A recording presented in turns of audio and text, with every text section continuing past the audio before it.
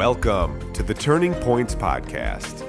My name is Sean, and my good friend and co-host Corinne and I are excited to be here with you. We decided to join this platform because we realized just how much we enjoy talking about the spiritual seeking process. We both love exploring the mechanisms and questions that motivate a person to begin a spiritual practice. And we look forward to interviewing experts and authors on their personal journeys, as well as individuals like us who just love discussing these topics. We are thankful you found us, so sit back and enjoy the ride. Hello, welcome to this week's edition of the Turning Points Podcast. Today was a fun one for me and Corinne. We actually had a really fun time talking to my best friend, my brother by choice, the man, the myth, the legend, Scott Krueger from Elliot Root. Scott and I, we were in a music group together. We co-business partners. We were huge influences on each other's, life growth in the music industry in general and all the way around. And it was fun to kind of reminisce on some of those topics. And I taught you both how to meditate, and we all used to hang out together here at Ivy House. So it was really fun. Yes. I believe I'm the only one that actually listened and followed the meditation teaching. I'm going to speak for Scott and say I don't think he followed through to the degree that I did. So maybe we'll find that out if you check out the podcast. So enjoy listening. Hey, Scotty. Hey, guys. Welcome to our podcast. Thanks for having me. This is really cool. I'm proud of you guys for doing this. Thanks, man. It's really cool to see. I've been a fan of podcasts for like a really long time. I remember working I feel like it was like a high school job, and there was this guy that worked there, and he always had headphones in. He was always kind of like laughing and like just really cracking up to himself. And I remember thinking like, what does this guy think is so funny? And eventually I asked him, and he was telling me, he's like, oh, it's a podcast. And this was like 10, 11, 12 years ago. I don't know how long it was.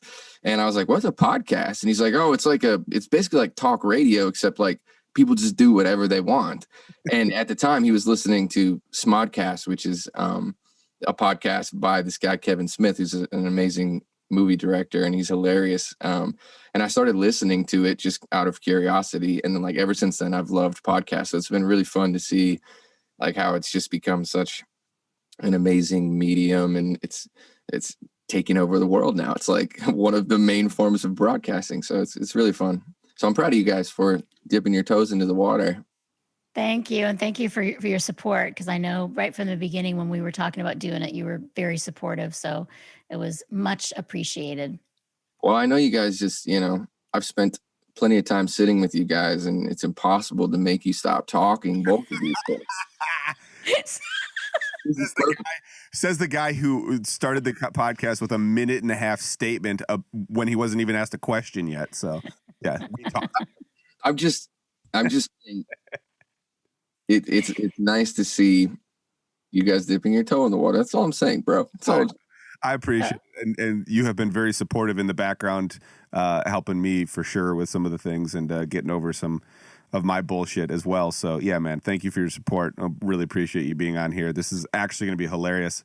I'm really looking forward to, you in the hot seat, if it were the hot seat. Hot seat. I'm not in the hot seat. I'm here to put you guys in the hot seat. Okay, let's just see. This is going to be fun.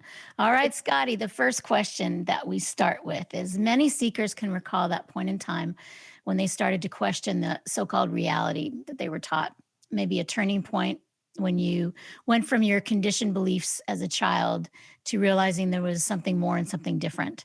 So do you remember that point in time, or when you maybe became a seeker? I think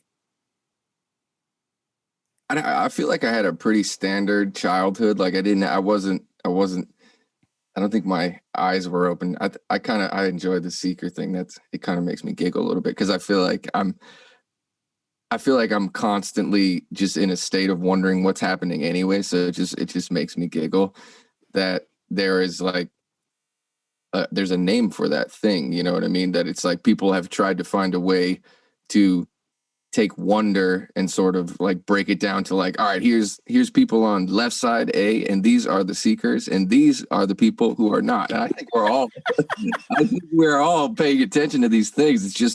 It's sort of like having your radio antenna up, and then you just decide to like put it down for a little while, or notice that it's happening. I think we all are starting that same space. But I had a pretty normal, happy, like childhood where I didn't think much about anything besides like running around outside. I don't think I started having any sort of like thoughts about any predetermined systems for me until I like made it into high school. And then I kind of started looking around like, are we all just gonna like do this? We're all gonna do the thing here that is laid out in front of us. And that's when it started becoming a little bit more apparent to me that I just wasn't really, I won't even say not fitting in.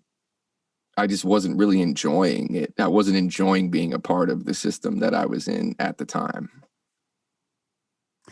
Yeah, so Ariel was kind of the I think Scott is very similar in the way that like it seems like you realized very early on that you weren't designed for the same social backdrop or the same maybe societal patterns of this is what you do with your life, go in that direction because this is what's laid out for you in society.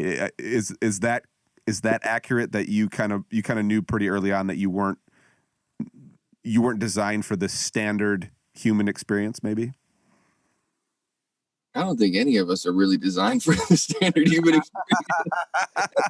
I think it's a weird thing that we have to do. I don't think anyone really is. I think it's just, and again, I think everybody is really on the same plane, and everybody has an ability to sort of look around and take stock of what they're seeing and how they relate to these things and how it makes them feel. And I think at a certain point, it just becomes irritating enough for some people that you have to become vocal about it. Like you just stop being like, oh, I'm feeling a bunch of things. I'm not going to repress them anymore because it's just becoming a drag to continuously repress them. I'm just going to start saying things. And my thing, just like I got into, typical young kid shit where I was just like wanting to be on a skateboard and listen to punk music all the time. And that definitely fueled the flame of like, well, fuck you. I don't want to listen to anything anyone has to say now. And especially not an authority figure like teachers or adults around me at that time. Wow. I mean, I've seen that depicted in movies when that happens to kids, and I've maybe experienced it in some kids that I knew. But I mean, that's a very interesting, I don't know how common that is, that rebel. You were a rebel from very young.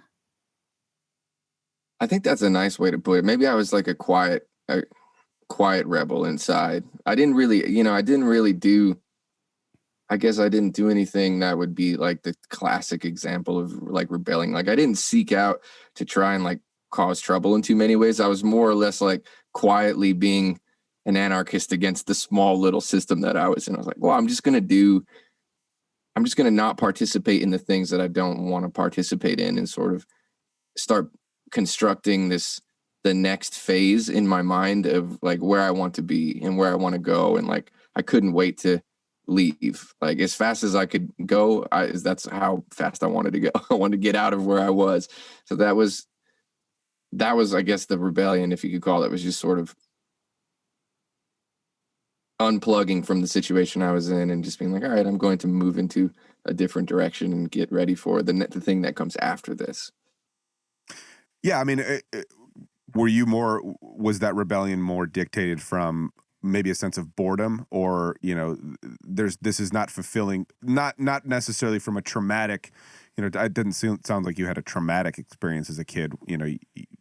There was nothing in your life that forced you to become rebellious. It seemed like you were just, like you said, ready to move on. Is that a boredom trigger? Were you ready to? Yeah, probably. Yeah. Probably just, a little bit of boredom. And, I grew up sort of in a semi-rural area, same place you did, Sean, southeastern Wisconsin, which is like, you're close enough to places like Chicago and Milwaukee that it's not like, I wouldn't really consider it like super rural, but it's surprisingly, like, there is a surprisingly hard line in the sand of, like, when I was growing up, we almost never went to the city. Like, my parents were they just weren't really city people. So, like, even being as close to one of, like, Chicago, which is one of my favorite cities in the world now, and like all this culture is there, I really never made it there as a kid, like hardly ever. It was like a very rare treat, if you will, to get there. Which you would think is strange for only being like 45 minutes away from there. But where we grew up, there wasn't a lot of that diversity in the culture was not making it even that little distance. It wasn't really seeping out that way. So yeah, it was somewhat boredom because there's not a lot to do. It's like sports are interesting and people, kind of tend to gravitate towards that because that's the most interesting thing really to be doing. Like after school is like, you kind of get involved in those typical sports types of things. But besides that, there's like a movie theater and, like a mall somewhat far away. So there was just not a lot to do. So yeah, you're probably right. It probably was just boredom.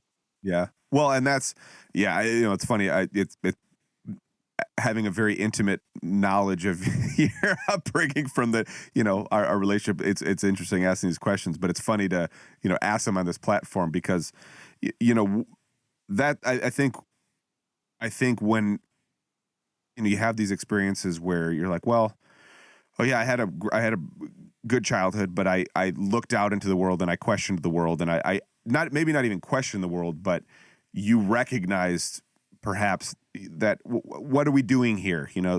That's kind of a part of your rebellion is like, why is that the rule? Has anybody else questioned whether or not this is the rule? And have we really all agreed that this is the way to be, or can we have some freedom here? Can we explore? Can we be creative? And can we, get on with life? So, having that kind of be the backdrop for your high school experience, what was the turning point that allowed you to leave that experience?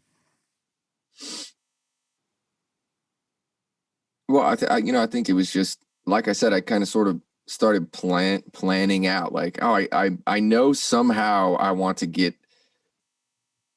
leave here. I know I need to go somewhere besides here, at least for a while, just because I had been, daydreaming through my teenage years about everything else that was out there. I started getting more into music.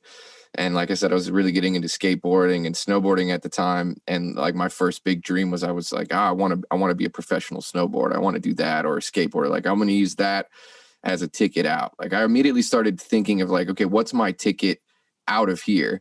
And most people would probably be thinking college, but I so did not enjoy school. Like school was so constraining to me. Like it just felt like,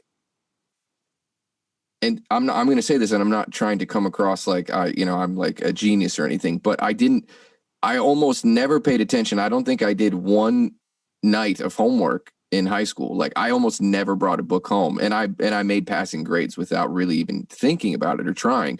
So there was no like stimulating thing that happened that piqued my interest at that point. I was not, because there was nothing laid out. But then I started looking at like snowboarding magazines and skateboarding magazines, and there was these guys that are just like getting in vans, flying around the world, and like going, military style with bolt cutters, like trying to find like these amazing street obstacles to skate on. And that captured my imagination in a way that nothing else had really captured at that point. Like I started realizing like, oh, you can do these things. People can do crazy things like this, and they can go wherever they want, and they can do the things they want to do. Sometimes it's illegal, but they're letting their imagination and will to be artistically expressing themselves through their sport at the time drive them to like take it as far as they could possibly take it.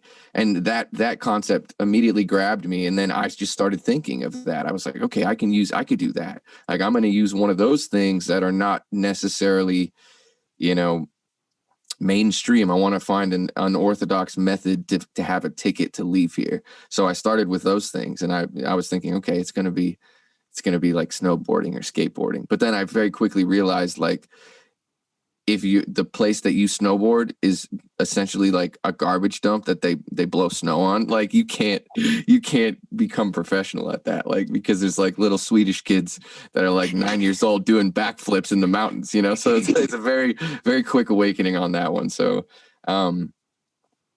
after that sort of little bit of that dream fizzles, I won't lie, I was just sort of lost. I got to the end of high school, and I had no idea. Like, I knew I was feeling the push to, like, from people, you know, family, and like to sort of start going down those normal pathways.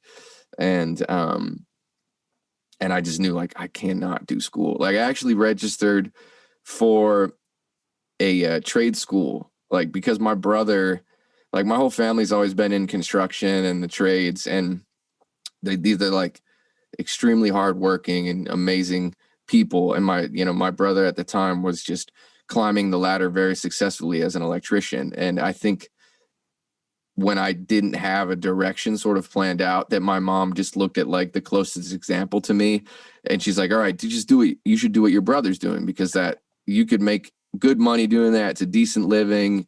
You could do that. Like, you have to be good at math. You have to do these few things that, like, you check these boxes, so you should do that. So I just kind of, to sort of acquiesce, I was like, okay, I'll do it. And I signed up for these classes, and I made it to the orientation day, the very first day of like an advanced mathematics class related to like electrical engineering. And the guy like pulled out the folder and like passed out all the, basically like the syllabus for the year. And he got like through the third paragraph, and all I could think was like, there is no fucking way I'm doing this. And I got up and walked out, and I called my mom, like, or I don't think I called her. I don't even know if I had a cell phone at the time, but I like made it home, and I told her, I was like, I can't do the thing. I'm going to pull out of it. And I just remember, it's like, you made it through like 2 hours of the first class, and that was it. And yeah, so that was it. I don't know if I answered your question. It doesn't matter. I love that. I haven't heard that specific story before, and I love that because I can resonate myself with that so much. College never resonated with me. I went for a semester and a half, and I partied the whole time. And, you know, I went there because my mom said I should go, even if I wasn't interested in doing anything, to just go party and have fun. And, you know, I would figure it out eventually. But the whole time I was there, 5 months that I was there, I was like, I'm wasting my time of what I really want to do. Like, this is such a waste. I want to go out and live my life. I want to sing. I want to, I don't want to be here. So I can totally relate to that. So thank you for sharing that. Yeah, absolutely. Thanks for letting me ramble. No, that's why hey, as you know, yeah, that's why podcasts are all about the rambling, I know. Right? Everybody's vomit out of their mouth all the things they want to say. And this is a license to do it. Yeah. I mean, I've heard, you guys have gotten me into podcasts now too. And every single morning I find one on and listen to it. And I learn so many things. You can learn anything on these podcasts, and you learn the long form of the people's story, and that's how I think we learn. That's why I love this podcast so much, is I feel like that's how we can learn by stories. And by other people's stories that help awaken something, within us. That's the power of myth, Absolutely. Yeah, okay, so next you didn't go to college, and then what? So then I guess I started looking for my next ticket out. I was like, all right, what's the next ticket going to be? And I had over the course of like the year before I graduated from high school, I had started playing guitar just for fun.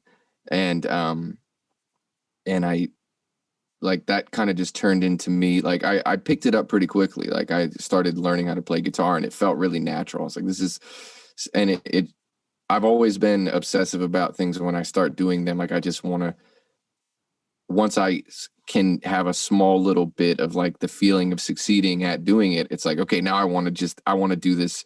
This is the only thing I want to do. Like it's completely irrational, but it was the only thing that I had to sort of grab onto at that point.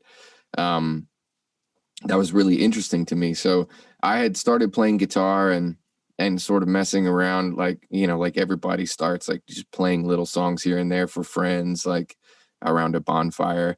And, you know, I started getting just a big reaction from people when I was doing those things. And for most of that time, I just chalked it up to like, these are my friends. Of course, like I'm the only one who really knows how to play guitar and sing somewhat here. So of course, like everyone's, you know, mostly drunk too. So I'm like campfire Jesus to these people, you know. I'm really excited about it, but I didn't ever put any stock into that.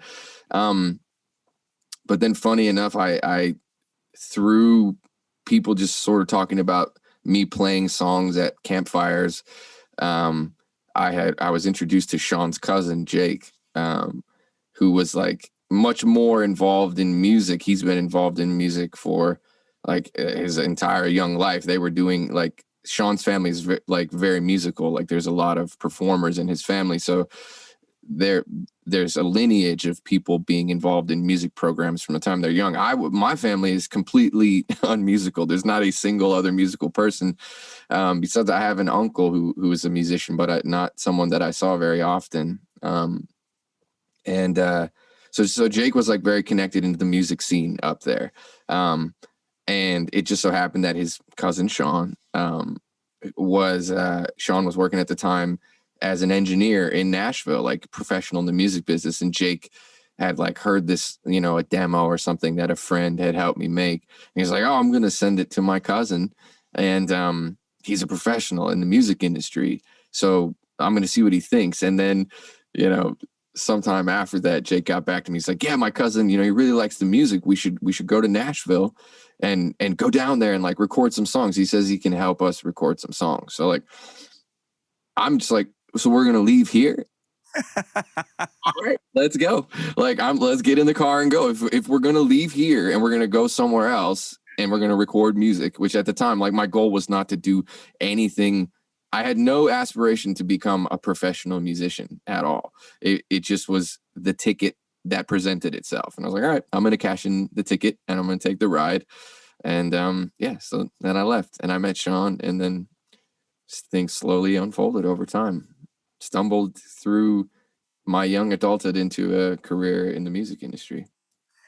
And I don't think at the time, I don't know if at the time we knew this, but I think that was a monumental shift in both of our lives as far as a new trajectory for the path that we were both going to take. And I actually remember the phone call from Jake, and it went a lot different than what you just described, actually, because he essentially was like, bro, you got to let us come down. You got to let us record. Like, this is it, man. And Jake's like, he is a beautiful optimist. Like, everything is big and everything is, you know, and so I remember that moment. I actually remember having the conversation with Meg about your music and be like, yeah, I think it's really good. This could be a good session. Now, do you remember the first song that we actually worked on in that session? Do you have any idea? Because I can't remember. No, I have no idea. It was a monumental, life-changing event, and neither one of us can remember the goddamn song that we worked on. In motion, a chain of events that will forever alter our future paths. Yeah. Don't know what happened that day. It's true. Let's talk about that time period in your life where, so you're playing at these bonfires, you're getting notoriety, you come down, you do this session, which was a great session. We hit it off. What was the experience then? You know, you mentioned there was this need to leave the circumstances that you were in, and now that you had this, you know, recording session in Nashville, What's going through your head now? What's your motivator now? Is it a lot like when you said, once you started feeling like you were good at music, that's all you wanted to do? Was that fuel for you, or was it just enabling you to leave still? Yeah, I think it was. I mean, I can even remember the feeling of being like, it's so silly, but I can remember like even driving through Louisville, like being halfway to Nashville and just like driving through the city and just seeing another city, and those things just like immediately struck me. It was just being anywhere besides, because I had never really traveled or like almost Mhm. anywhere. Like, so just being anywhere else new that wasn't Wisconsin, essentially. Like, I took very few trips as a kid anywhere else. Um, it it immediately just gave me a sense of, I guess, wanderlust, is the cliche way to say it. But yeah, I just remember feeling it. I just remember feeling like I'm doing something. I'm leaving. I'm going somewhere. There is no destination really um, in sight yet, but just the feeling of deciding to go is enough to sort of float on for right now. Um, but then, yeah, I mean, I was just dumbfounded after, you know, because I love Jake, but he's hilarious. He's a bullshitter. So like when he's telling me like his cousin works in a legit studio, like I had never seen a music studio besides like in a movie. You know what I mean? So when we got to you and you were working in, this beautiful, multi-million-dollar studio, I mean, I was like, holy shit, he really does work in a big studio. So like that whole thing was very surreal for me, because I was like, not many people get a chance to even record in a studio like that, and I had absolutely no rights being in a place like that at that time. So yeah, I mean, the whole thing was completely surreal because it was a combination of just being somewhere and taking the step to just begin moving forward outward from where I was so used to being. But then at the same time, like that first experience, or one of a couple first experiences, was like an incredible experience. So yeah, I immediately started thinking, how can I do more of this? Like this, I didn't want it to feel like a little vacation and you got to be a tourist in someone else's cool life. I immediately started thinking like, how can I get better, and how can I be worthy of being in this situation so that I can keep doing this thing, because this is incredible and I want to do this now. So the gravity of being anywhere else was somewhat of the catalyst, and now you have this whole experience of, you have a model for the life that you want to project yourself into.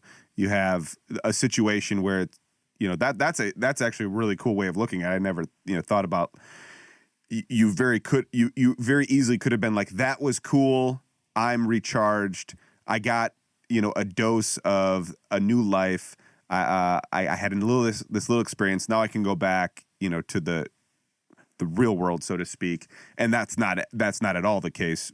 What happens now?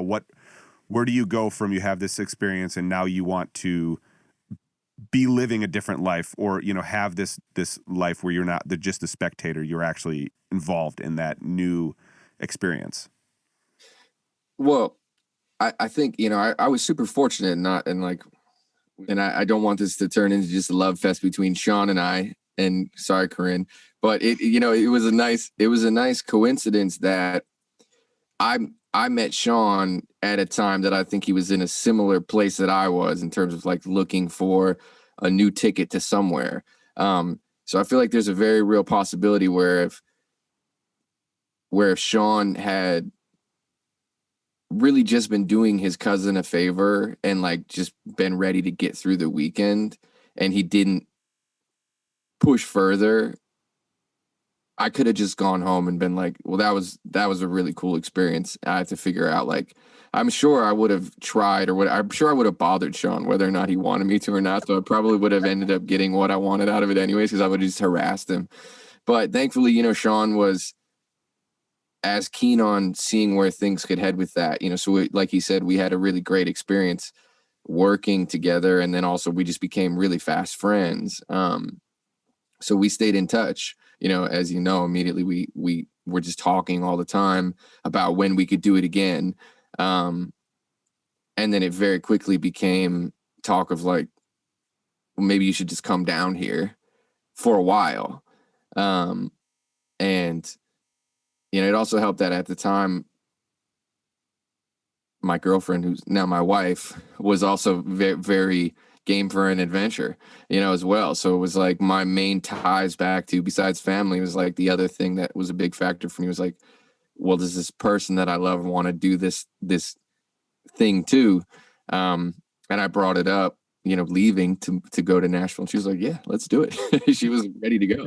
So yeah, I mean, it was, I don't know how long that period was. I think it was like maybe 5 or 6 months where we were like back and forth. And I actually came back down to Nashville one other time and had an equally good experience. And then I think that sort of solidified in our minds, and I think in Sean's mind, that it was worth pursuing on a longer term, schedule. And yeah, the rest was history. Then we made the move to Nashville. So. Yeah, I mean, and that is what's, I think what's fucking with my head about this is a convergence point for I think a massive shift for you, because now you essentially get to fulfill that need, that gravity of being in a different place. You're getting to Nashville. I want to say it was like 2009 or 10, something like that. Nashville, at that point was actually blossoming. In a large way, the food culture, the art culture, the music scene was changing, and then this is also a massive shifting turning point for me. At that age, I had just had Grayson, my first son. Actually, I think you came down about a month after I found out we were pregnant with Grayson, and then you moved down very shortly after we had Grayson. So I go from meeting Scott, realizing that, and maybe you did this to me, actually. Maybe you gave me the bug of maybe there is something, beyond these circumstances, but, I was craving for more. Again, I don't know that I was called myself a seeker then, but I definitely put me on a trajectory of who the fuck am I? And I'm about to be a dad. Who the fuck do I want to be as a dad? And, all that kind of stuff converged. And within that same year or so is when Corinne and I met. So like that year or two time period was a massive collision point, for me, changing point for you, and that's when basically, Corinne, you just get to start watching these babies, these little early 20-year-olds. Shit, you were 18 or 19 at the time. So like, that's what's really interesting is, obviously we keep saying turning points because the podcast is turning points, but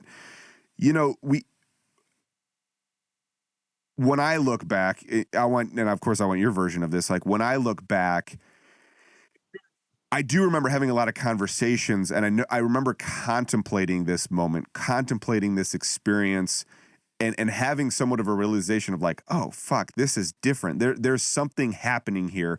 But I don't remember it was being so intellectualized. It was more of like, this is cool, right, man? And you're like, yeah, no, this is cool. And I'm like, please save me from myself. And you were like, please save me from my fucking state I live in. And maybe that's all we needed to start the spark. But it was just following something that was very interesting, a gravity that was pulling these forces together. Well, what's your take on that? Yeah. I mean, I agree with that sentiment. Like, I think it was just a convergence of two people wanting to, in their minds, sort of mapping out a different path forward than they were currently on. And we happened to like come along, like if we were cars driving on the highway, we merged right alongside each other's lanes, and we're like, roll the windows down. Hey. You go that way? Yeah, me too. Let's go. And then we did it. We started driving in that same general direction. And yeah, I mean, and there was a lot of conversations about it, I think, just because of the fact that you know, I think we both come from, similar situations in that, like, where we grew up, sometimes it seemed like having those conversations about like being a dreamer or projecting those things outward didn't really happen a lot. So like I had not had a lot of that conversation or relationship with somebody else where we were like actively talking about like, oh, what would it be like if we like did this or did this thing? Like there was just not a lot of that. And like you know, even with my group of friends like growing up, and I love all of them to death, and I'm still good friends with, a lot of them. We just didn't, it wasn't like that group of friends where we were like sort of dreaming, or at least we didn't really like tell each other. I mean, I'm sure we all were like sort of dreaming in our own way about like where we wanted to take things. But it's like some people I think are just really fortunate to have an awareness at a young age of how to express themselves in a meaningful and probably beyond their years type of way.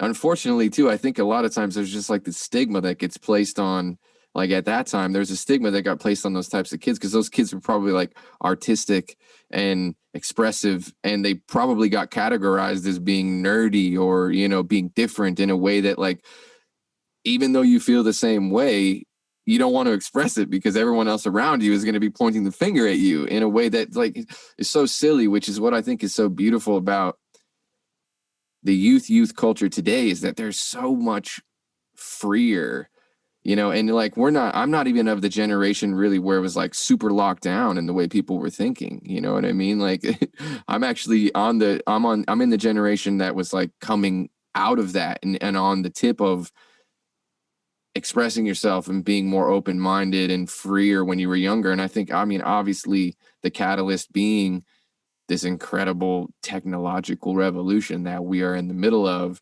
and connectivity and information and ideas are so available now at such a young age for kids in an immediate and enormous way, that I think it gives them license to see other people and have so much more feedback to bounce these feelings off of. Because if it's not in your immediate circle, it's like you have a global community. Like you will find the people that will stoke the fire in you on whatever it is that moves you.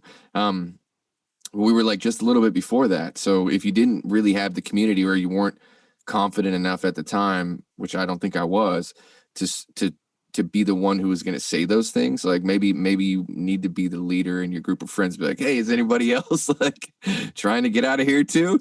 But I just didn't, I don't know why I didn't. But I don't even know where I lost where we were at.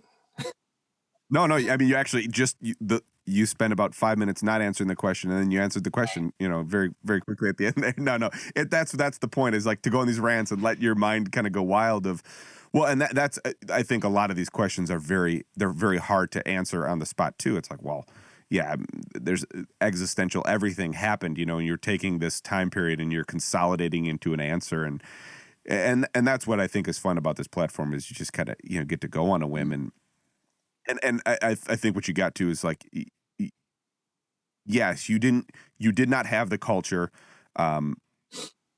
so you were craving a culture that you didn't even know you were craving, really. And I think that's what we began to have in that very early relationship was, hey man, does life ever seem kind of off to you? It's like, yeah, man, it always seems off to me. And you're right. I mean, that my upbringing, and the fun fact, Scott and I actually went to the same high school, but never at the same time. I was one grade ahead of, being as I would have been a freshman in college when you were a freshman in high school. So there was a lot of overlap. I mean, we had a lot of similar home experiences, but our culture, our, kid cultures were very, very different. I came from, the Christian background, which didn't seem to bleed into your experience too much.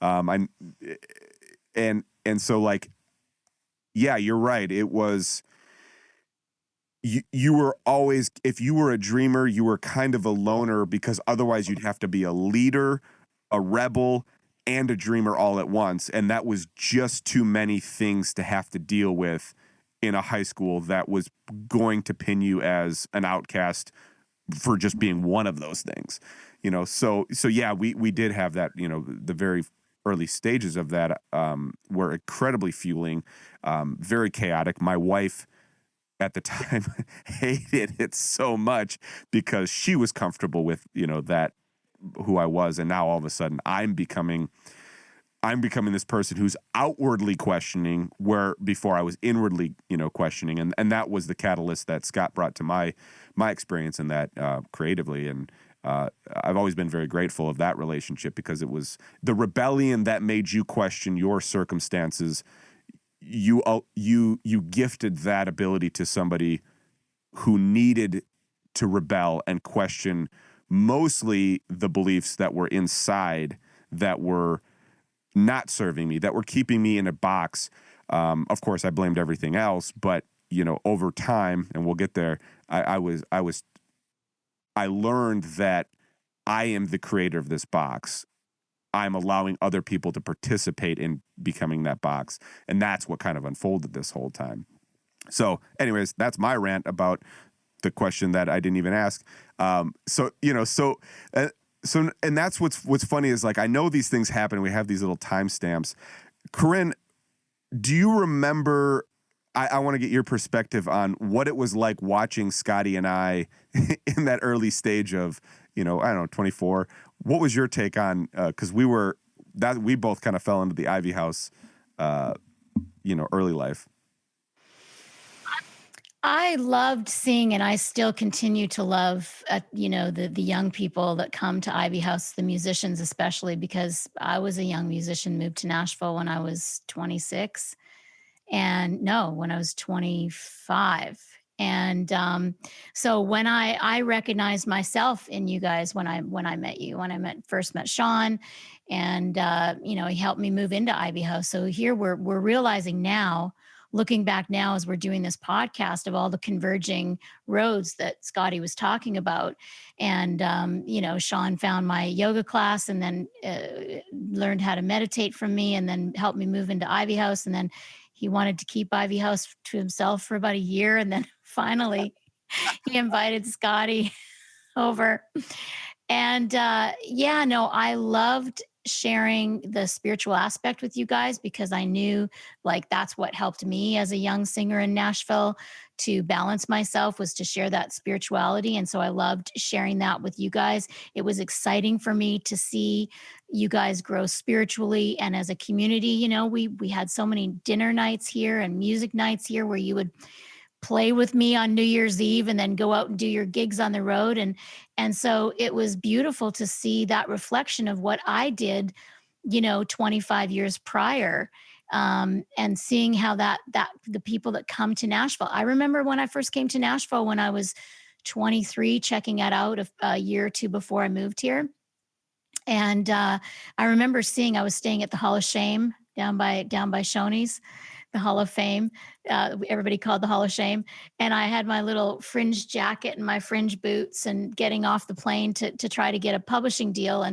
And I was seeing these people in their 50s and 60s, and still driving the shuttle bus from the airport, saying they're trying to get a cut and trying to, talking about the stuff. And I was like, I do not want that to be me, And so this has been the Nashville story, that I went through, that you guys did. And it's kind of a very exciting, era.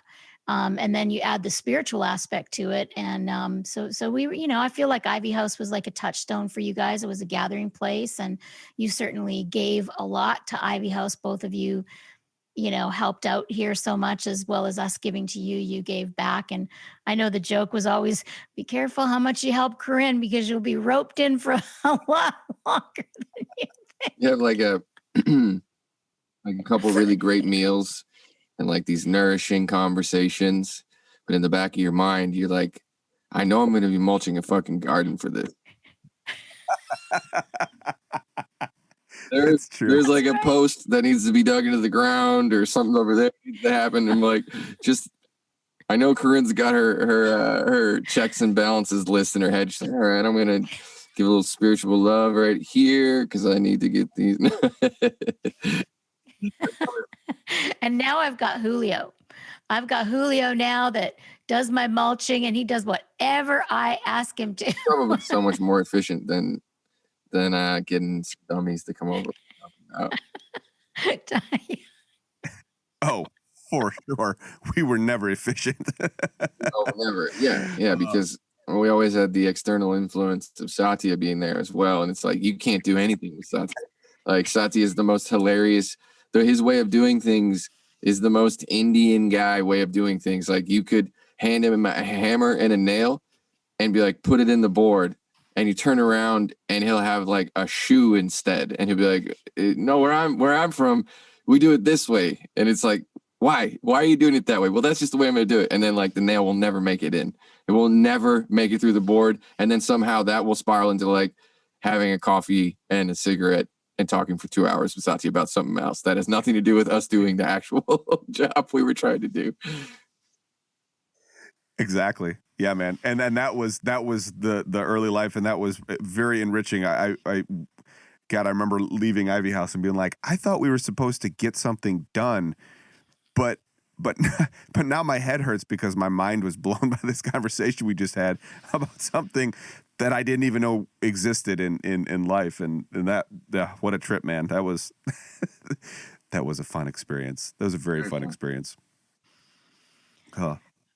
All right. So your songs, Scottie, how can you talk about your writing process and how that's changed over the years? And yeah, I'd like to hear about that. Sure. Yeah. I mean, I guess I don't really have, and maybe that's a little bit of a cop out, but I don't really have like a steady process. I usually just kind of follow where the inspiration leads. If a spark is there, it can happen in so many different ways. It's been said a million times, and I get that it's cliche, but it really is. You're just kind of sitting there waiting for something to happen. And then when it does, it's like, okay, I'm going to try to bottle this up as fast as I can before it goes away. And then I'm going to sit around and wait for the next thing. So yeah, I mean, my process, like in terms of like technically over time, yeah, it's just grown because,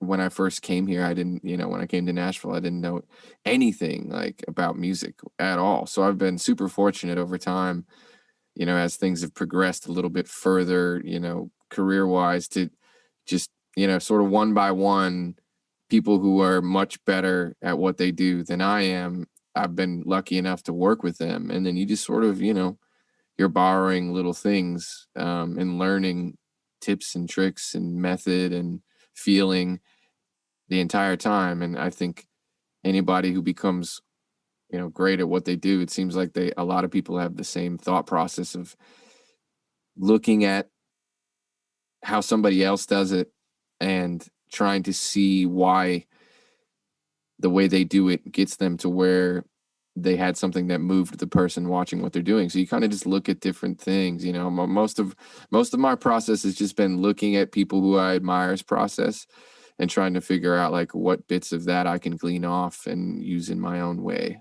to try to be better. Mm. Now, and so in the earlier stage, do you remember knowing or having a relationship with with that songwriting process, or was it more rudimentary, stumbling through the writing process in the beginning? When do you think the changeover was? How long were you a musician / writer before you actually felt like, you know what, I am a songwriter. I can write songs well. When did that happen? And I know you're probably like, well, I don't know if you ever, but when do you feel like it switched for you, where you recognized that you had a process and you started to own that process? I don't know. That's hard to say. I don't think if it happened in real time, I didn't recognize it. I mean, I'm sure I can look back and see points where I mean, because in the beginning you're just throwing things at the wall. So it doesn't feel like any sort of defined pattern. You don't feel like you're in mastery of anything. And I still don't feel like I'm in mastery. And I know that you said that, so you stole my thunder away before I could even say it. So I was going to take that route and just be like, well, I still haven't figured it out, because it is just true. Art is one of those things where it's all a matter of perspective. Art boils down to an opinion that moves you in a way that you enjoy. You know what I mean? So it's like, really, you could just create something and do it so completely technically, and it means nothing to anybody. And then there's so many people who have made things at spur of the moment without the tools that they normally work with no reaching for a technical aspect, and it moves the masses and becomes universally accepted as mastery, even though they weren't even in their form of trying to be a master at that time. So it is a cop out, and I'm sure a million people say it, but it's just true. It's one of those things about being a creative, is that you realize, like, you're always going to be trying to do something more than what you did the last time. And for me, at least, anytime I've ever tried to lock down a process that has been beneficial to me, immediately after I put that into a framework, it stops working. Like, and I can't write that way anymore. I'm just blocked. So as soon as I like admit to myself, like, oh, I have a process now, then I can't write shit for like 3 months. I'm like, well, that's not my process anymore, until some spontaneous thing occurs. And as long as, like, for me, as long as I don't name the spontaneity of the moment, I can stay in that and it's more fruitful. But as soon as I start to like try to lock things into place, it's like a wisp of smoke. It's gone. And that is huge wisdom right there for life in general. It's like artists get to feel that, and you articulated it so beautifully. But from a spiritual standpoint, like, that's how we're supposed to live our lives, not putting it in a box and being different in every moment, not trying to grasp onto whatever it is. It's like as human beings, whenever we like something or find that something works, we want to hang on to it and we want to like suck the life out of it, instead of like being like, let it be something new in the next moment. It's like we unconsciously, or actually not unconsciously, we consciously think that I'll never have that again. Like, I don't know a person in the world that when they've got their heart broken thinks that I'll never fall in love again, or doesn't, when they fall in love, don't want try to grab onto it, or whatever it is in life that we like. It's like, oh, I had that meal, I want that same meal at that same restaurant. And when it's not the same, we get all upset. Like, instead of being open to all this, to the beauty of life unfolding, we get attached to the things that we like. And Colleen always says that too. She's like, we have to change our relationship with pleasure and pain. Really, it's like we don't have a good relationship with pain and discomfort in our culture. And if you just look at all of it as experiences, it's just an experience. It's not good or bad or pleasure, pain, or whatever. I mean, we do that because we're biological beings. But if we can just look at things as an experience and then be curious about it, instead of trying to put it in a box and label it and figure out the process, like you were saying, it's a beautiful metaphor for life. Yeah, I guess so. Well, no, I mean, and that's the thing is, I think artists that live their life as artists, you and I've had conversations about new experiences, traveling, being in different places, eating different foods, experiencing other people's art. That becomes fuel for inspiration as an artistic expressor in life. And so this is going to be a fun journey. How does that artistic process and living that artistic lifestyle, how does that overlap with the industry that operates by selling and distributing music? How do those things fit together? I mean, that's the age old battle. I don't think anyone has the answer for that one yet. It would appear that they are at times highly incompatible, but obviously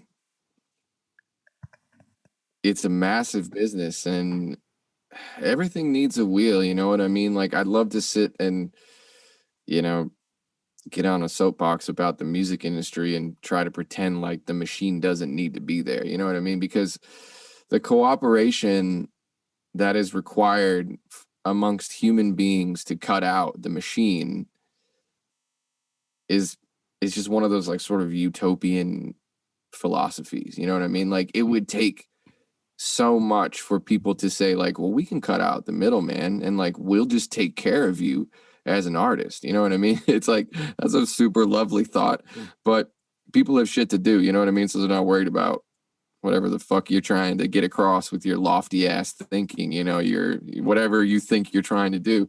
So like, yeah, I mean, at times it's incompatible. You know, and I've surely spent so much time agonizing over how much trouble that has caused from time to time, you know, as you try to like have a career as being an artist. I mean, it's very hard, as most artists will say. But I also can't, you know, I can't point the gun at the industry and pull the trigger in good conscience without knowing that like we need it in some capacity. I'm hopeful that it evolves over time as like the technology is evolving and the industry is evolving pretty rapidly. I'm optimistic that good nature eventually wins out in these things. That's always, I'm just going to choose to have that, even though I can have a, you know, somewhat fatalistic thought process at times. I try my best to chase that away if I can and put in that optimistic point of view if it's possible. So I'm going to say I'm optimistic about there being an industry that has to happen with this. So what practices do you use, or what is your process for maintaining that balance of, you know, the pessimistic reality of things sometimes, but then maintaining an optimistic hope? You know, how do you maintain that? Because, you know, that was a very, very beautifully diplomatic and appropriate answer for something that you could have went on a rant and just lit up the industry. But I do think you're right. I mean, that's a great point. And I think it's very easy to get angry at something because you want that thing to give you the success, right? I mean, as an artist, you interact with the industry, and if you don't have success, there's plenty of people that are part of that process that you can say, well, they didn't do this, they didn't do that, blah, blah, blah. But ultimately, it comes down to the interaction, right? The art and the interaction of somebody listening to the art.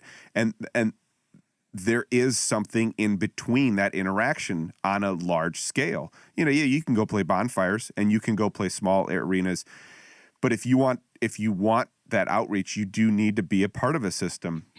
So that was a very beautiful, you know, beautiful answer, and I think that seems right.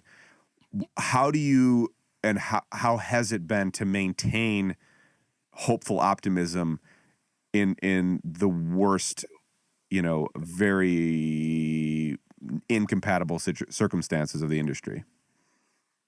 It's like lighting a match in a hurricane. That's what it's like. You know, it's incredibly bipolar. The way that my brain works through things is, I mean, I'd love to sit and pretend like it's always, you know, like I'm always winning that battle for optimism. But I mean, outside, that's just on a broader spectrum, just completely outside of art. I mean, I'm constantly in conversations with myself about how optimistic or pessimistic I should be about every situation in life. And then trying to navigate a career as an artist just adds, you know, a fun and unique extra layer on top of it all. But yeah, I mean, it's crazy. I feel like I wake up a different person every day, and I'm completely okay with that. I've sort of just given into the fact that like there are going to be days where I'm absolutely mind blown by how terrible I feel about my relationship to things. And then there's some days, you know, where the smallest intricacies of life blow me away with joy. You know what I mean? So when I have that complete swing of experience on a day-to-day basis, like there's no way I could have a rational point of view. It's like, how do you land in the middle of that? It's like, if maybe things eventually average out, but I guess I just I'd rather ride the lightning, if that's a way I could say it. I'd rather just be in the joy when I'm in the joy, and then be in the shit when I'm in the shit. Well, that's that's the goal, for, peace is, acknowledging what's in front of you, having the reality of, I feel really great today. I'm going to be in that. I feel really great today. And, maybe today I don't feel so good. And, that goes to, I think that points to,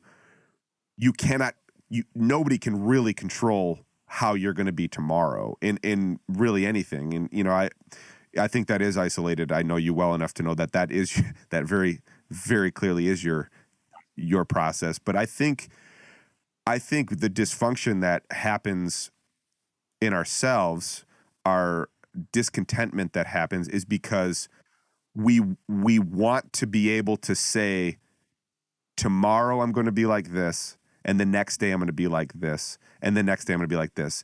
We want to be able to project and have consistency. And as far as I can see, and it seems like as far as you can tell, we're never going to have that consistency, maybe ever. We might have deviations of that, but we're never going to be able to predict that. What's your take on that? Me? I can't speak. Yeah, I can't speak for anybody else, but yeah, for myself, I don't think I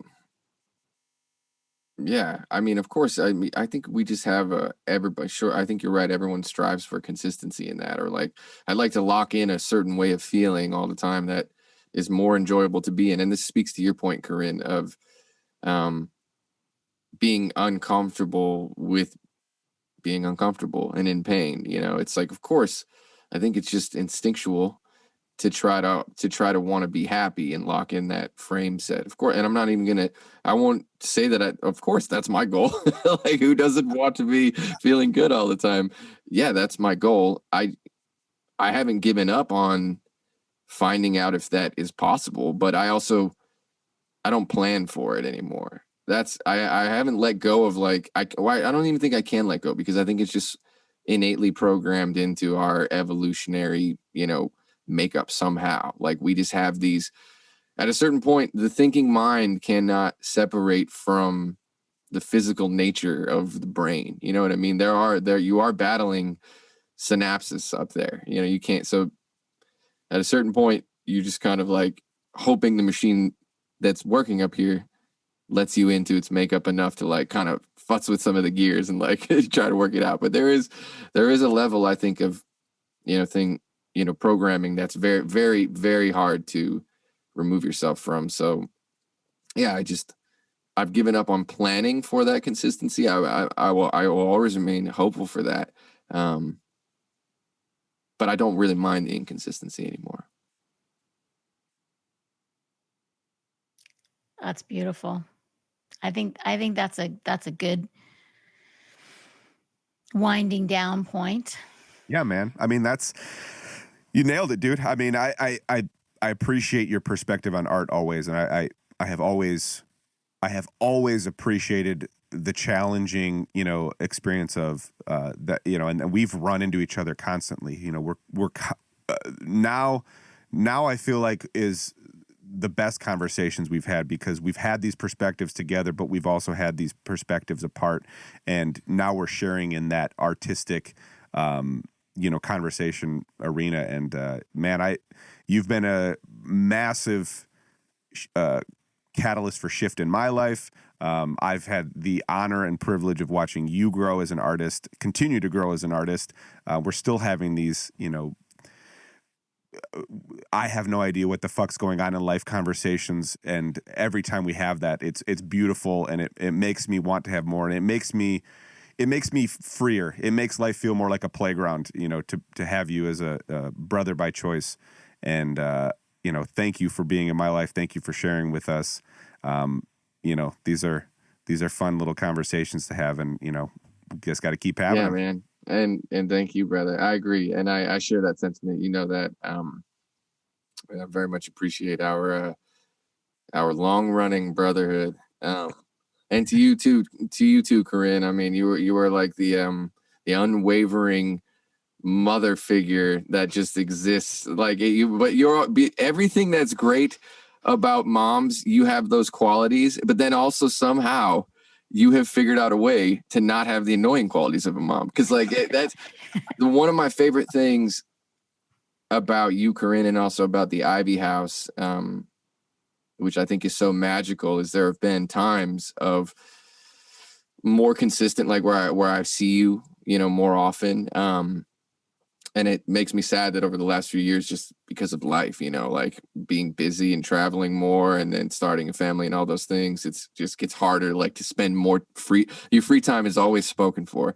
So I see you less than I want to, and we don't get to have those times together as we used to as often, but it can be any amount of time. And the minute I walk through the doors and sit down with you, it feels like we're picking right back up where we left off. And it's an incredibly warm and loving feeling. And that's my favorite part about coming to see you into the Ivy House. And I know that's why a lot of people love the Ivy House and love you as a person and a nurturer of spirits. Yeah, so thank you for having me on here, and thanks for always being so lovely. And I'm stoked for you guys. I was talking to Sean, I have to say, because we were talking before the podcast, and Shawnee was talking to me on the phone, and he was like, "Man, are you sure you want to come on right now? Like we just started this, and like we're not big yet. We're not doing anything yet. So like maybe you want to wait until like, it's bigger or whatever." And of course I was like, man, I would love more than anything to come and be on and support you guys in the beginning of this venture. But I just want to say, like I said at the beginning of the podcast, but it is really cool to see you guys just dip your toe in the water and go for it, because it's very easy to get cynical about like, yes, everyone has a podcast now. You hear this, everyone's got a podcast. Like that's something that people are saying, of course, like because it's a medium that's really hot right now. And of course people they're going to gravitate towards that because they want to be a part of that.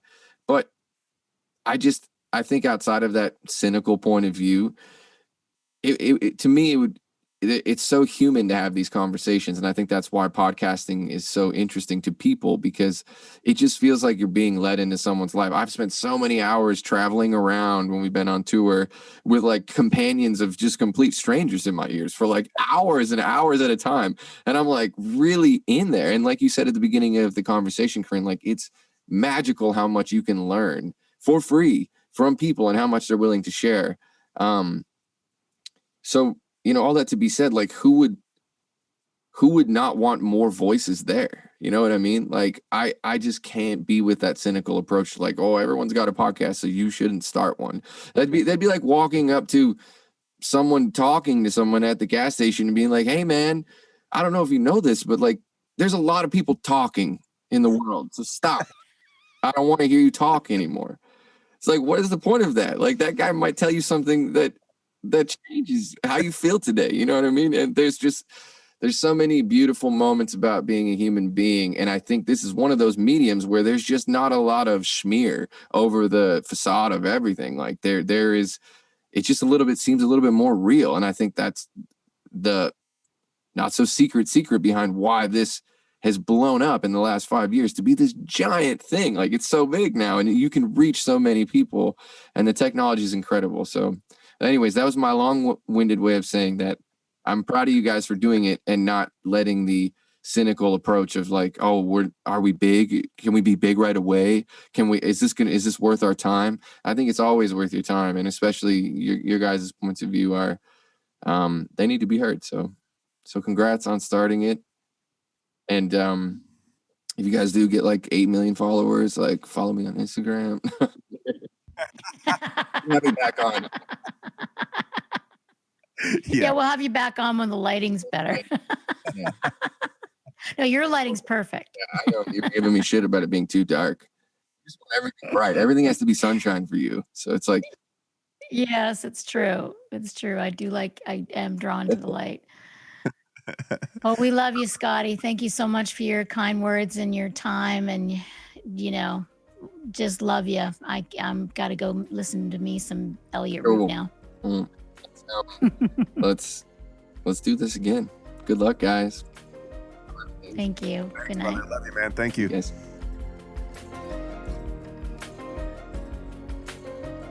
Woo! That was exciting. Run down memory lane about topics he and I have already talked about, topics you and I have already talked about, topics we have already talked about. But it was fun to have it on this platform. It was a weird dynamic for me.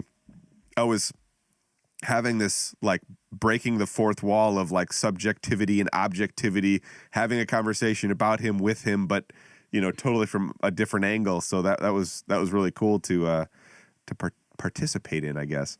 Thank you for letting me talk a little. I anticipated really not being able to talk quite as much as I did, but you were also kind, as you always are, to include me. And because I have, we have all known each other 10 years. So yeah, and it's funny how the overlap and the interactions have really woven overlapped at different times. There were certain times where I was not at Ivy House as much, and he and I were doing our things. And then lately, over the last 3 years, since leaving Elliot Root, I've had a lot more time, and our conversations and our connection has deepened through the yoga training, through just general conversations that spawned this conversation. So it's weird. We talked about this we actually talked for like 3 hours after the podcast, and now we're doing the same more. So that was fun, but it was weird.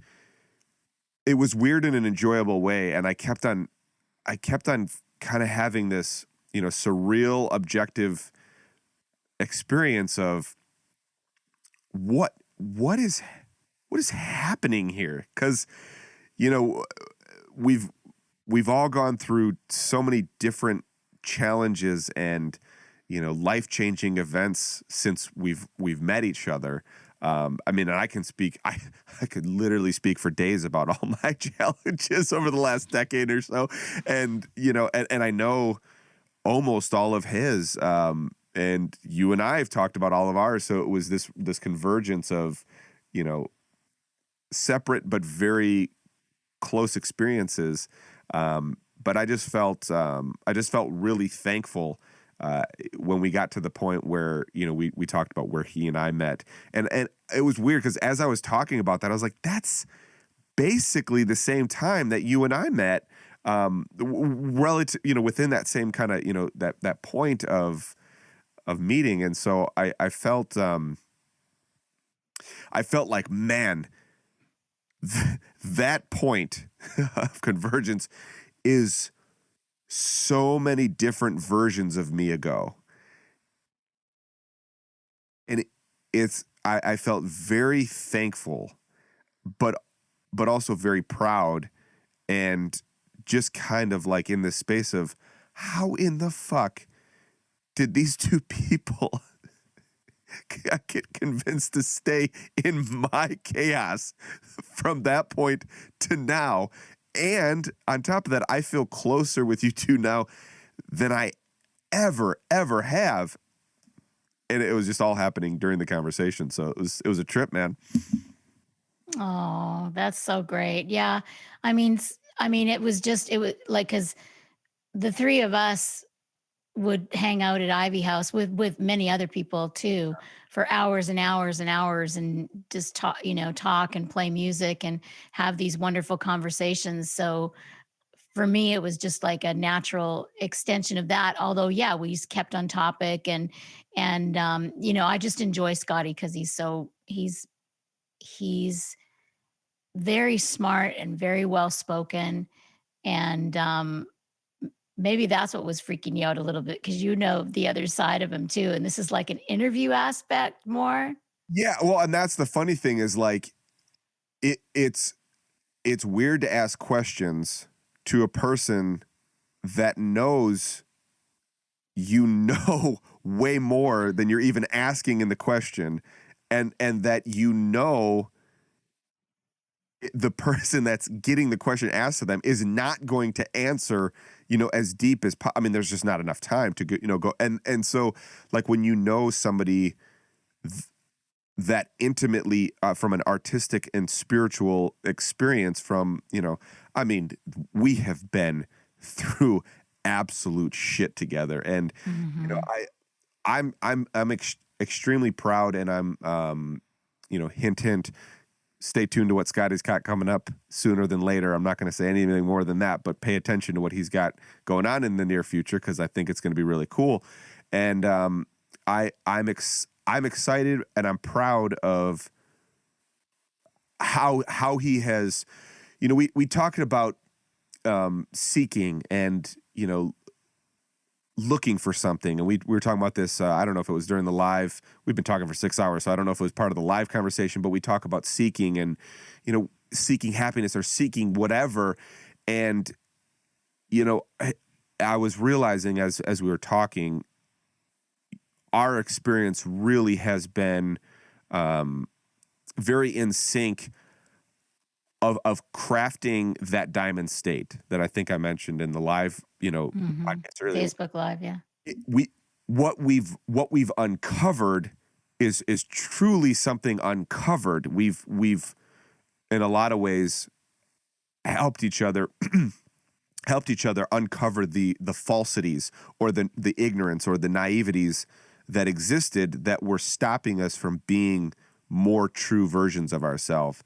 And I've seen, since he's took on, he's now a father, and so he's had that new experience, and that's changing his dynamic. But it's funny how we all seem to have this very poignant nature. There is a character, right? There's a character manifesting of this true self. It's a very subtle character, but it seems unchanged throughout this. But it seems like it's expanded beyond the confines of our negative beliefs or our beliefs that aren't serving us. And I've watched him go through that. And he's the most spiritual, non-spiritual person I think I know in the way he views art, but even in his own objectivity of art. The way Scott looks at it, like, yeah, obviously it's more complicated than what I'm going to tell you, but he's like, I wake up a different person every day. And I think the friction that he might have had, early on in his career is that he maybe felt guilty or tried to control that. Like he said, he tried to control that part of himself. And now he's just embracing, okay, one thing I can expect is that I'm going to wake up a different person, or maybe I just won't expect to be different or not, or whatever it is. And I don't want to say identity, but the nature that carries and the spirit that I think he's breathing into his music is more true to that nature, as unchanged and changed as it is over the years. And that's, I see a lot of, I'm going on now, but like I see a lot of the uncovering that I feel mirrored in the uncovering I see in him as he's developed as an artist and accepted himself as an artist and has, just said, this is who I am, and isn't seeking anything more than that. And that was all happening too at the same fucking time. So it's a trip. It's just a wild thing to have. It's a beautiful experience to have. Yeah. I have always, really enjoyed him and really consider him. I tell people when I describe him as a savant. Yeah. I just do. I do. I mean, people, because he taught himself how to play guitar. He didn't even start playing guitar until high school. Yeah. And then he was brilliant at guitar by the time he was like 20 or 19. And, was really a really accomplished, wonderful songwriter, kind of out of the box too. And very smart, like, he listens to tons of podcasts. He knows so much about so many things, and intuitive and thoughtful. And to me, he has all those qualities of a true savant. Like, he's just, whatever he decides to do, he knows so much. Yeah. And so I enjoy that, just talking to him, because his insights. So even though I may have known, like you obviously knew a lot more about him than I did about the questions, but a lot of the stuff I've been around for as well. But he just spoke in a different way, and has his own way of looking at things, and it's also evolved, as you've said, like his he's matured, as a human being and as an artist over the last 10 years that I've known him. So that was fun. And also, yeah, I haven't really gotten to see him much over the last couple of years because he's been busy in his family life. So yeah, it was really fun. Yeah, no, that's cool, man. And that's a very different angle, to the other podcasts. Scott is, he lives, not, I don't even think he decides to live in the art world, in the art perspective. I just think, that's how he has always interacted with life, and he can't but be in that, and that's why, the converse, you can pick a topic with Scott, he and I, we have geeked out about coffee and espresso and these orgasmic and just utterly mind-blowing experience drinking espresso that most people, would be like, what the fuck are you talking about? And he's like, listen, this inspires me. The art and the craft of a well-made espresso, drink inspires me. And so, like,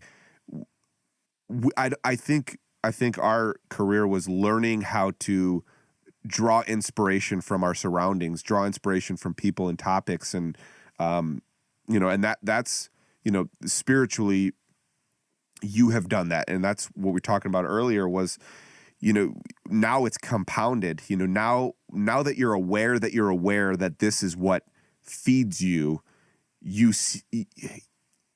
it's not like you seek out more, but you draw more of these experiences into your life, and it just creates this kind of cloud of gravity that just keeps, feeding itself, whether it's spiritually, artistically. And that's another thing I think that I was really, kind of mesmerized by, which I hadn't ever been, is, the way artists, people who surrender to that artist way of life, it's very in line with that innocence of being, say a spiritually awakened person. There's this very present moment, and they're really, really looking deeply, deeply at the moment, and not allowing other things to interfere with that, interaction. And that's what I think I love about, spiritually awakened people, artists, people that have really broken out of the confines of, I don't care what society dictates to me. I am so enthralled with this right now that I'm going to sink myself into it. And then I think great artists breathe that experience back into another creation of some sort, and they carry the spirit of that moment into the next creation. And it's a magical experience, and it's something that we need as a culture. Is just all art forms, all artists need to be, cultivated. Well, and they say in the future that is going to be like the what people really get paid for, because AI will be able to take over all of the, in industry jobs, Mhm. and all of the jobs, that the labor jobs, that's all going to be AI.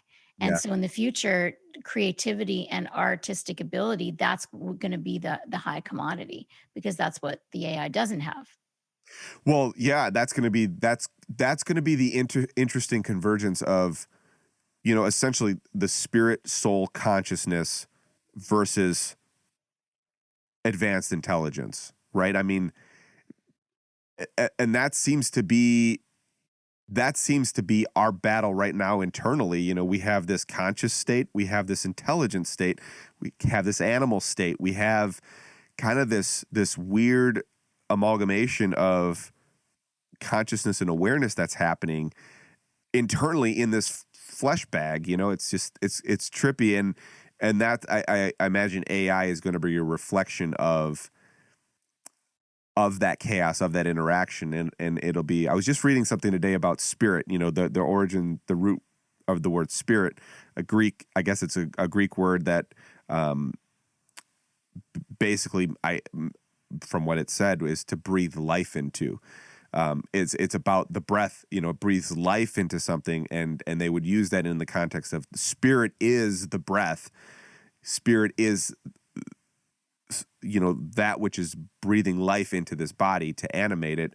But I was thinking about that, in the context of, what makes a master in anything. It's like, well, when you look at something that's been created, or when you look at a situation where somebody is being a master at whatever, there seems to be this indescribable spirit, this soul, this essence. And it'll be interesting to see if AI can imitate that in some way. I'm sure it will, to be able to trick some people, but will it have a soul? Will it have life being breathed into it? It'll be interesting. So that's the shit that happens when you talk to Scotty. You're going to start to talk about AI and the, chaos problems of, consciousness. Exactly. But I do love what you said, very accurately, that he is the most spiritual, non-spiritual person. I mean, I've always considered him be very spiritual, but he doesn't speak really the same language, maybe, and talk about the same topics as we do. But in his world, he comes to it really in the same way, which is what it's all about. I mean, even I'm starting to have a problem with that word spirituality, because it has such a strong meaning to so many people. I mean, some people, spirituality means religious. Yes. And spirituality to me has always been sort of just interested in the workings of life, mystical workings of life. That's what it means to me, but it's going to be different for everybody.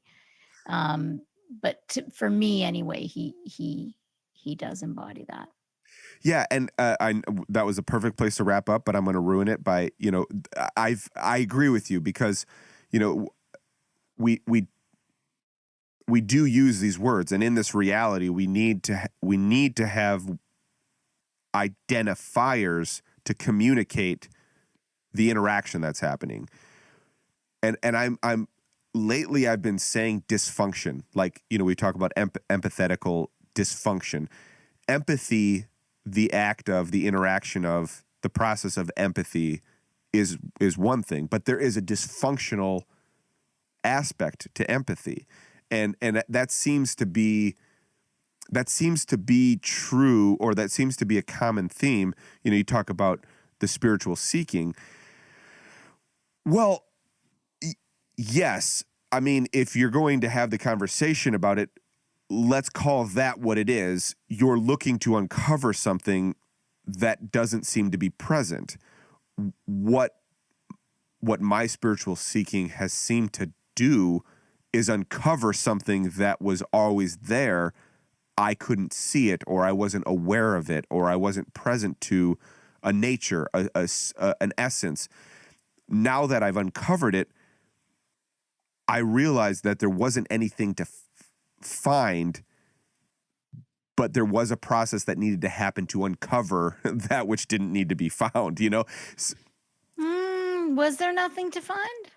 Well, and that's the thing, is like, what I mean is, what I found was not something that wasn't there. Yes. That's what I mean was, when I say it didn't, there was nothing to be found because it was always there. It was always present. Yes. That's great. So, yeah. So, I'm seeking, and that was the conversation, I'm seeking happiness. You're only seeking happiness because you are under the disillusion that it isn't present for you. So, when we talk, I think that's an important thing that's coming up here with this spiritual seeking, is we are generally, or maybe always, or maybe that's part of the process of uncovering that diamond state, or that,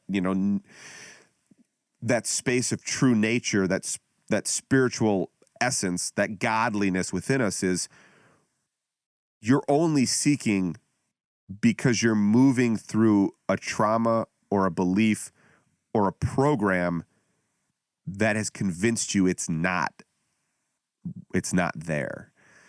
And that still is a process, you know? Or doesn't tell you that it is even there. Right. Correct. Yeah, I'm not happy.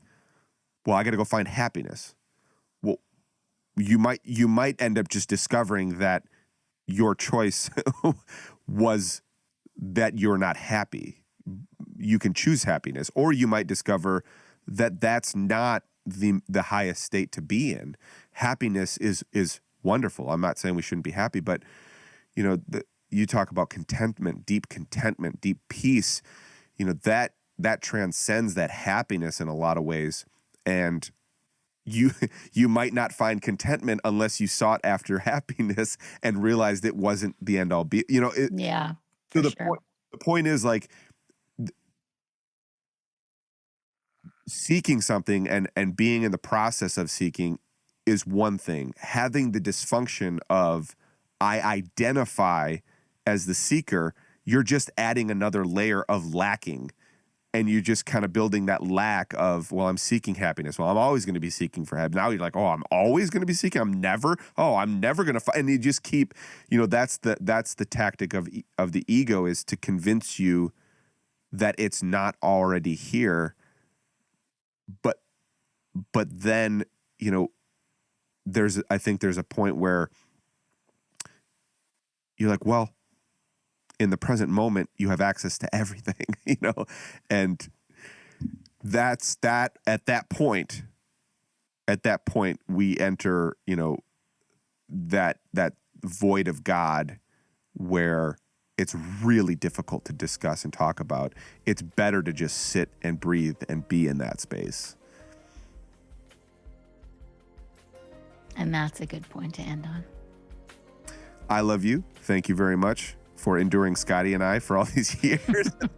Thank you for enduring this. Thank you for, you know, all the work you do in the background. I really appreciate it. And till the next mind-blowing experience,